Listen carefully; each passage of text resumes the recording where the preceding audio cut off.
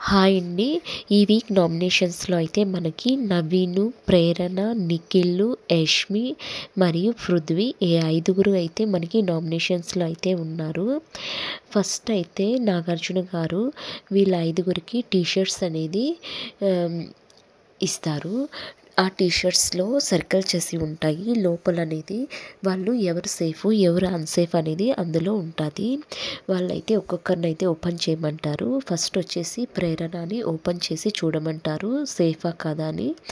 ప్రేరణ అయితే అన్‌సేఫ్ అయి ఉంటుంది. తర్వాత నవీన్‌ని ఓపెన్ చేయమంటారు నాగార్జున గారు. నవీన్ కూడా అన్‌సేఫ్ అవుతాడు. తర్వాత అయితే నిఖిల్ని ఓపెన్ చేయమంటాడు. నిఖిల్ అయితే సేఫ్ అయిపోతాడు. అప్పుడు నిఖిల్ అందరికీ థ్యాంక్స్ చెప్పుకుంటాడు. ప్రజలందరికీ మరియు బిగ్ బాస్కి థ్యాంక్స్ చెప్తాడు. తర్వాత యష్మిని ఓపెన్ చేయమంటాడు నాగార్జున గారు.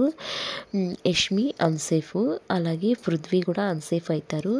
అప్పుడు నాగార్జున గారు సరే మీ నలుగురు అన్సేఫ్ అయ్యారు.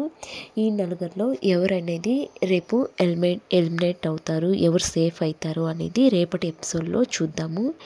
ఇంకొక ముఖ్యమైన విషయం చెప్పాలి. అదేంటంటే స్నేక్ గేమ్లో గౌతమ్ మరియు నిఖిల్ ఇద్దరు split the votes 3 and 3 same వచ్చాయి. వీళ్ళిద్దరిలో ఎవరో ఒకరి మీద బిగ్ బాంబ్ అనేది పడుతుంది. అది ఎవరు అనేది అది కూడా రేపటి ఎపిసోడ్లో చూద్దాము. ఈరోజైతే